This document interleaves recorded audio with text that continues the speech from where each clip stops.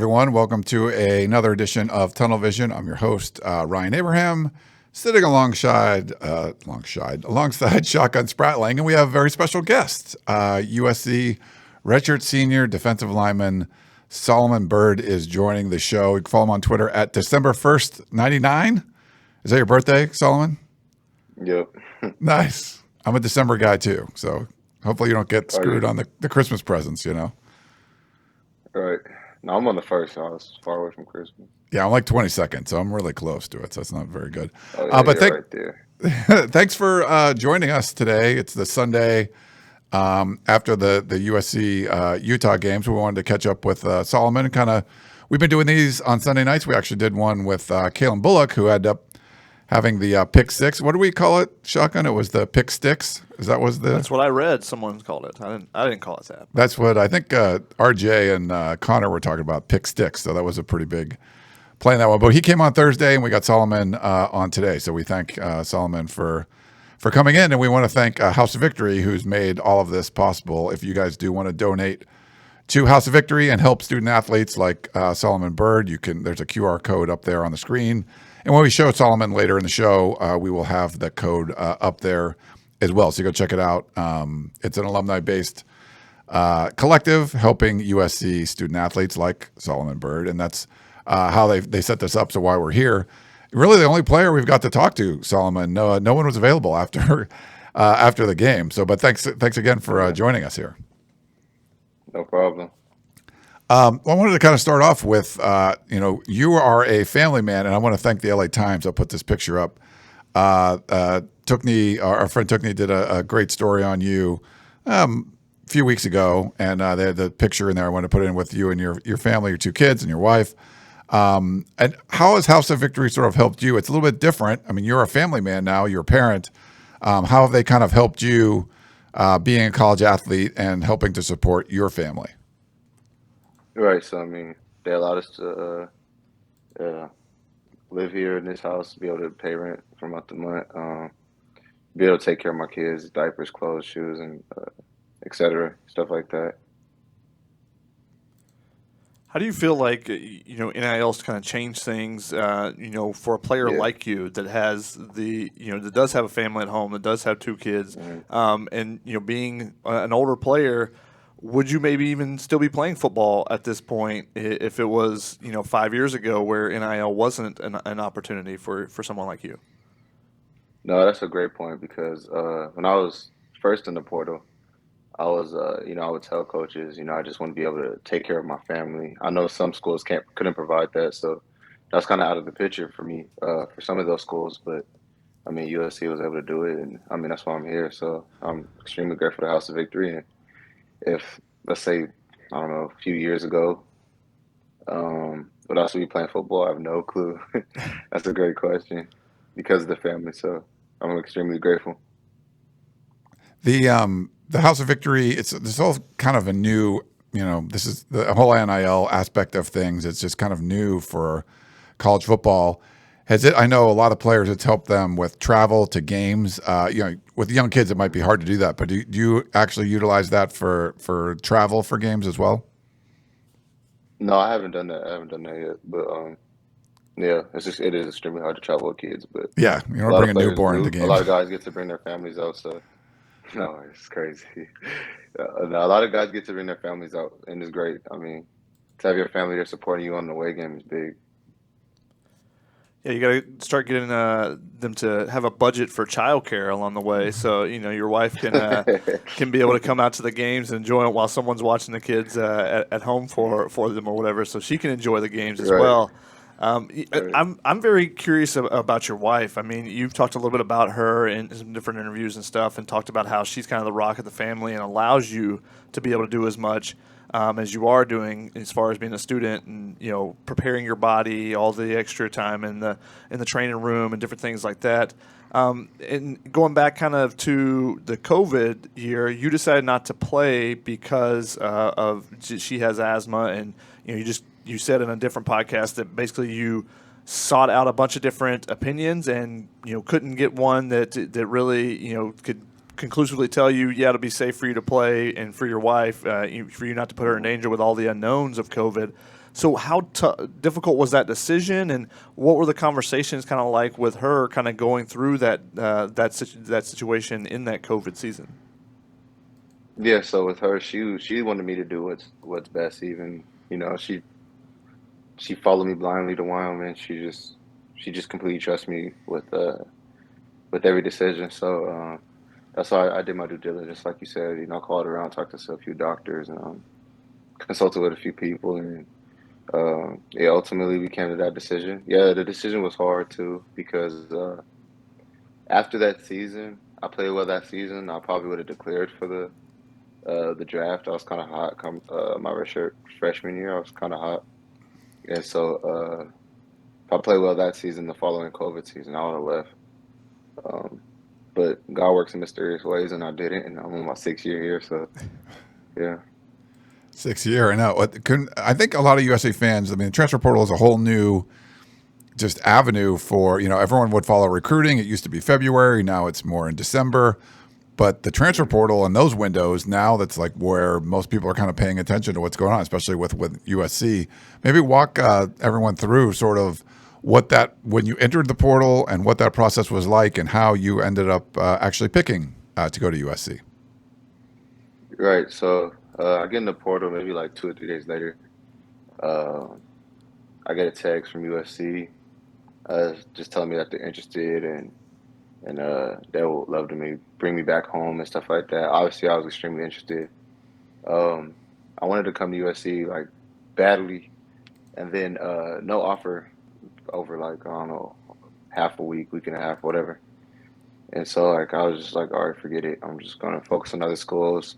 And so I was really focusing on Georgia Tech and like Duke, Colorado State. I love the coaches up there.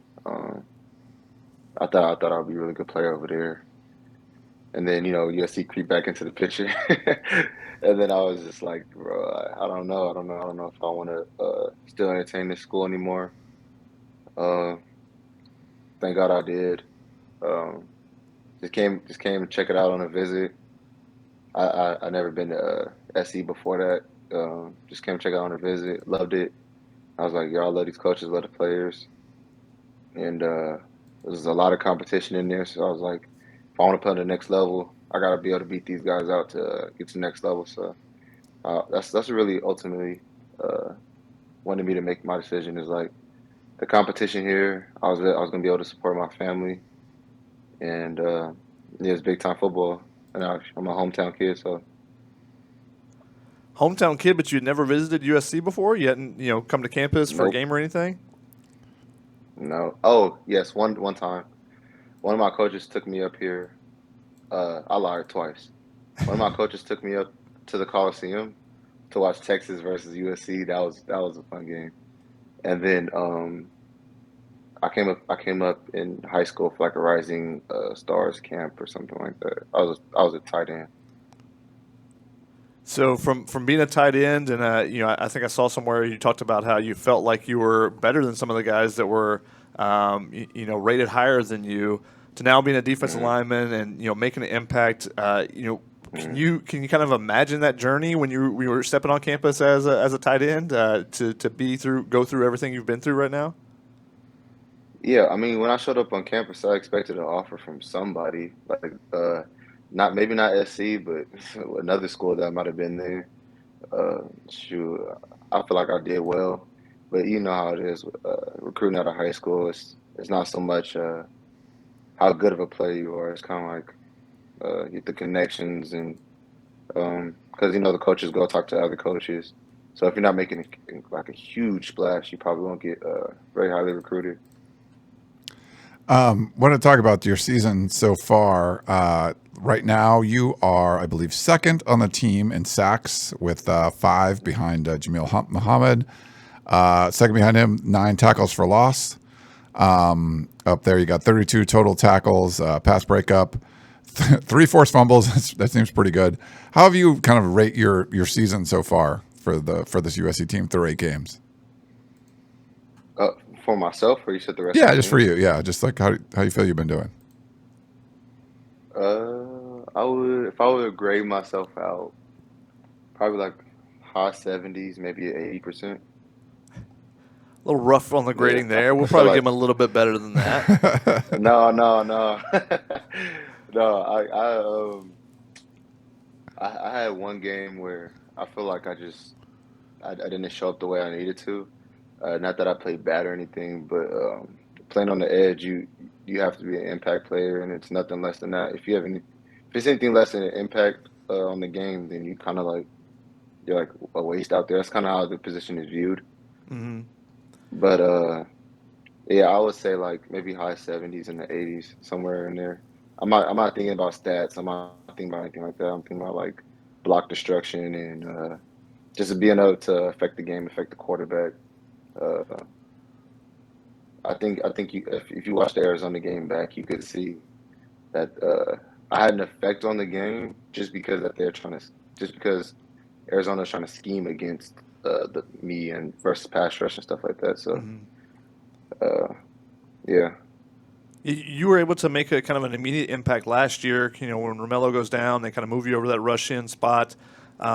And then it kind of, you were able to make an immediate impact, and then it kind of petered out a little bit. And then Lincoln Riley has talked about how you kind of transform yourself this offseason, seeing this level, playing in it a little bit, having a little bit of success, but then having some failures. What kind of spurred that transformation, and what ways do you feel like you transformed over this offseason? Yeah. So starting in the winter, just took everything like incredibly serious, like it feels do or die. Um, I was coming off injury, so Hmm. I was I was in the weight room every day, and I just fell in love with it. And then you kind of just start seeing your body transform. You just care a little bit more about stuff. It's not necessarily like I didn't before, but it's like just being the ultimate pro. Like if you drop me on, and I don't want to say stuff like this, but if you put me on a NFL team right now, they wouldn't be able to tell it. They wouldn't be able to tell the difference. Like they'll know that I did everything possible in college, and it's just translating over to the next level. So it's just things like that, just being the ultimate pro. Yeah, just doing everything right, and just it just happens. It kind of happens that way. And you just stack days, stack weeks, and then games. I want to show this play. I want to see what you think about this play, and then if you have like a favorite one from the season. This is the Arizona State strip sack, and Hmm. I think it was Romello that ended up recovering this one. But just what Yeah, you remember about that one, and if you have like a favorite sort of moment from the season so far. yeah. No, I let us play because I was doing the same thing all game, and I finally got home on one, and Romello actually jumped on it because, like you said, I have a forced four fumbles. I almost says three, but Oh, uh, well, there you I go. think that was the first. I think that was the first one I got jumped on.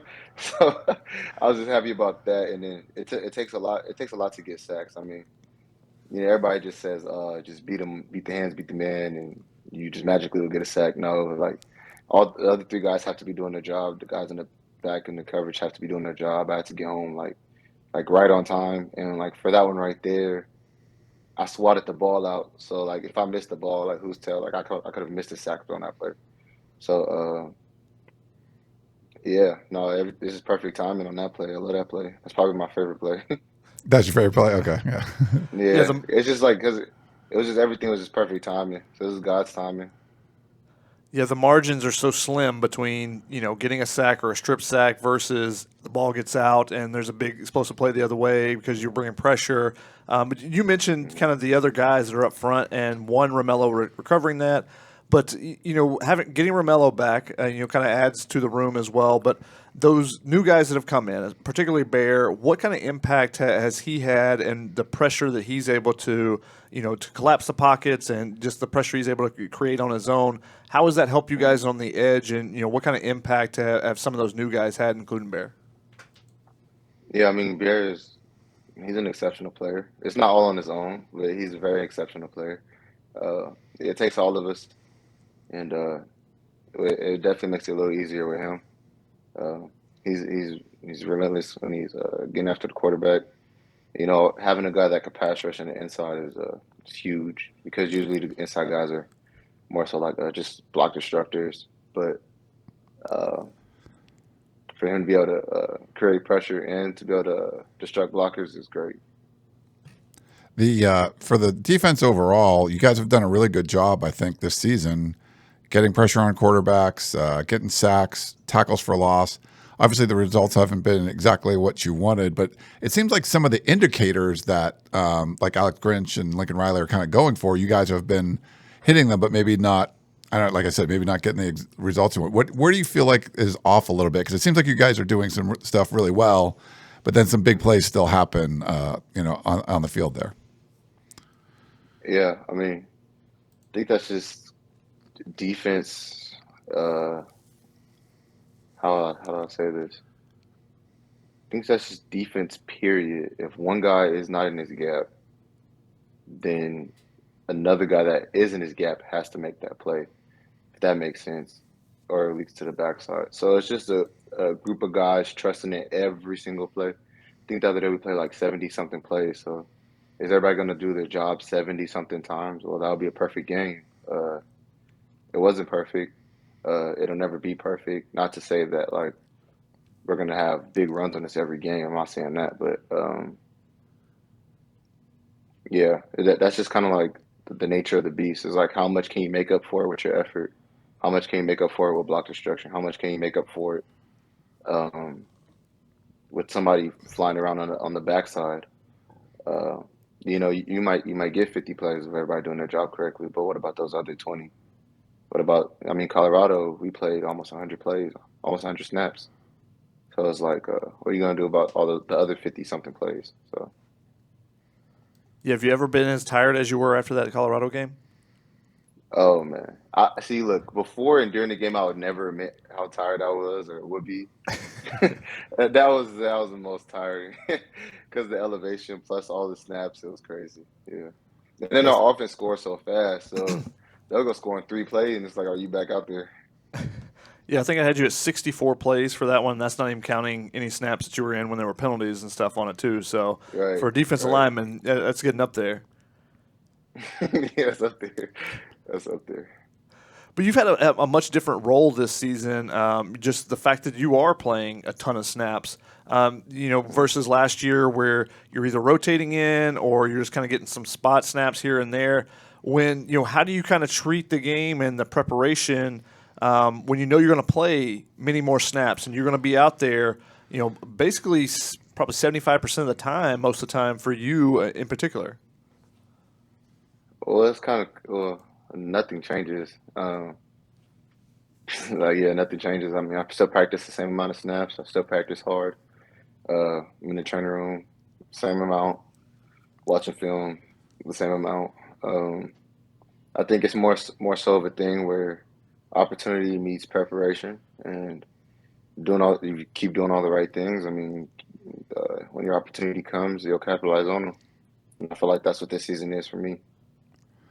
You guys had a tough loss, obviously, going on the road to Notre Dame, come home and, looking great for a little while. Then a big, and Lincoln Riley called it like this epic comeback.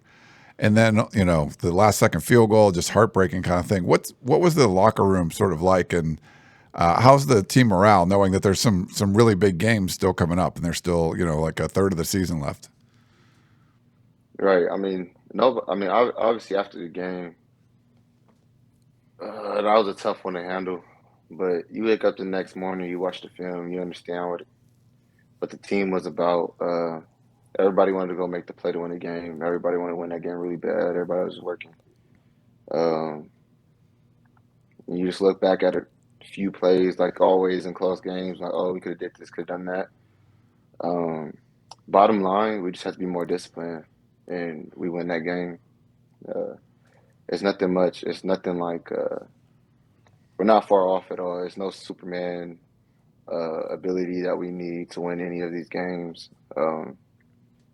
And everything we want still out there. We went out, we go to a championship, and that's not even that's not to like look too far ahead in the future. We got to go to Cal. We got to beat up on them, and we got to beat up on Oregon and UW. So,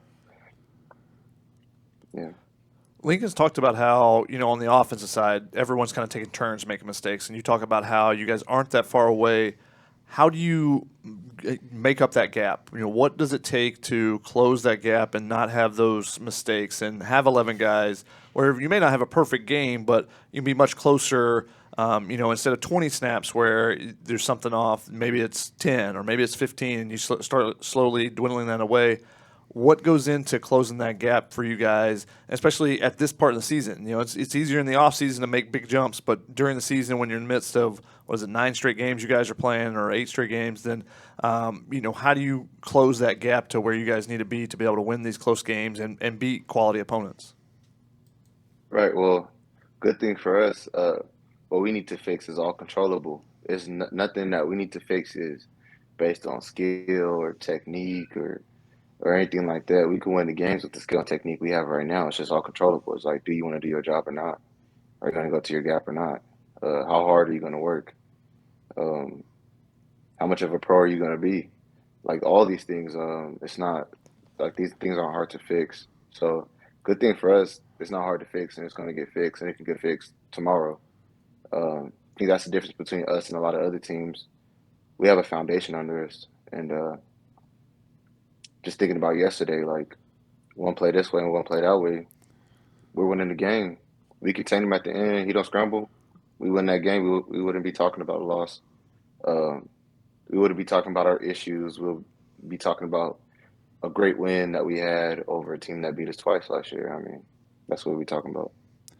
Did anything sort of stand out to you on film? What did you get to watch? Did you guys review like Sunday morning? Is that usually kind of what you do? And was there anything that was like, oh, wow, I didn't realize this, or anything kind of stand out to you? I'm not gonna lie, I didn't even get much sleep last night. I watched the film at 3 in the morning. I was watching the film. Yeah. So I mean, like I said, we played a hard game. We played our hearts out. I mean, yeah, we probably could have turned it on a little bit more earlier, but I don't want to say that. I don't want to be the guy that says shoulda, coulda, woulda. I'm more so just the guy that just if we control what we can control, we'll handle anybody. There's missed tackles I wish we had back. There's some assignments I wish guys would have did. I wish I would have did. Maybe I wish I had a few pass rushes back. The game would have been different, But I don't want to look at those things because in the moment, that's what I wanted to do. I have to trust myself, and yeah, we just got to fight ourselves to control what we can control. One of your pass rushes was the one that led to that interception. You got the pressure on Bryson Barnes. How satisfying is it? I mean, the strip sacks are probably the most satisfying play, I feel, because you get to knock the ball out yourself. But when you know that you created the pressure and it leads to a throw that gets intercepted and goes the other way, how satisfying was that individual play? I was really happy for Kalen. I wasn't even like, no, I was just running to the end zone really happy for Kalen. And he took one back to the house, and it's been a while. Kalen, he scored touchdowns. So, yeah, no, I was more so happy for him than anything. Just looking back on the play, I was working the technique I was talking about on the sideline, went in and did exactly what I was talking about. So, yeah, I was more proud of that than pressure. But, yeah, no, pressure is always good. Yeah, it's fine. So full disclosure, like literally I was with, Shotgun came a little bit later, but I was with Connor Morissette and RJ Abadia, two of our writers on USCfootball.com, talking with, I think it was like Spencer and Megan from House of Victory at the House of Victory tailgate. We usually go there early, get some food. The food's really good there. You should check it out, but I know you can't do that. But the Rex Steakhouse, it's good stuff.